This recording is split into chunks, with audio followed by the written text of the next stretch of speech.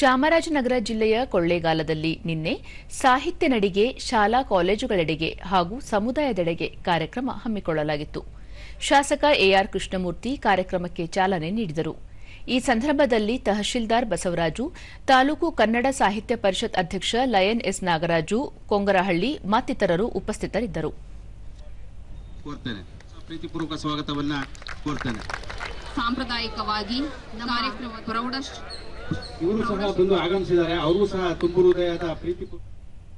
ಬಳಿಕ ಎಆರ್ ಕೃಷ್ಣಮೂರ್ತಿ, ವಿದ್ಯಾರ್ಥಿಗಳು ದೇಶಾಭಿಮಾನ ಹಾಗೂ ಭಾಷಾಭಿಮಾನವನ್ನು ರೂಢಿಸಿಕೊಳ್ಳಬೇಕು, ಅದರೊಟ್ಟಿಗೆ ನಾಡು, ನುಡಿ, ಕಲೆ, ಸಂಸ್ಕೃತಿ ಬೆಳೆಸುವ ನಿಟ್ಟಿನಲ್ಲಿ ಪಣತೊಡಬೇಕು ಎಂದು ಅಭಿಪ್ರಾಯಪಟ್ಟರು.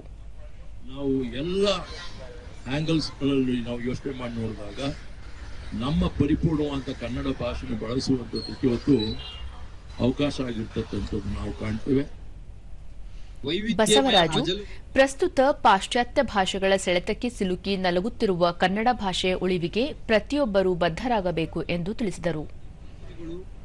ಹಾಗೇನೆ ಹಲವಾರು ವಿದ್ವಾಂಸರು, ಹಲವಾರು ಕವಿಗಳು ಅದನ್ನ ಬಹಳ ಶ್ರಮಪಟ್ಟು ಭಾಷೆಯನ್ನ ಜೀವಂತವಾಗಿ, ಭಾಷೆಯನ್ನ ವೈವಿಧ್ಯಮಯವಾದಂತ ಒಂದು ಹಂತಕ್ಕೆ ತೆಗೆದುಕೊಂಡು ಬಂದಿದ್ದಾರೆ. ಎಸ್ ನಾಗರಾಜು, ಕನ್ನಡದ ಮಹತ್ವ, ಕನ್ನಡದ ಉಳಿವಿಗಾಗಿ ಶ್ರಮಿಸಿದ ಮಹನೀಯರನ್ನು ಸ್ಮರಿಸಿಕೊಳ್ಳಲು ಈ ಕಾರ್ಯಕ್ರಮ ಆಯೋಜಿಸಲಾಗಿದೆ ಎಂದರು. ವಿನಯ, ಹಿರಿಯರನ್ನ ಗೌರವಿಸತಕ್ಕಂಥದ್ದು, ಇದನ್ನೆಲ್ಲ ನೀವು ಕಲಿದೆ ಬೇರೆ ಚಟುವಟಿಕೆಗಳಲ್ಲಿ ಹೋದ್ರೆ ನಿಮ್ಮ ಅವನತಿ ನೀವೇ ಮಾಡ್ಕೊಂಡಾಗ್ತದೆ. ಹಾಗಾಗಿ ಹೆಚ್ಚು ಸಮಯವನ್ನ ಪುಸ್ತಕದ ಕಡೆ ಗಮನಿಸಿ.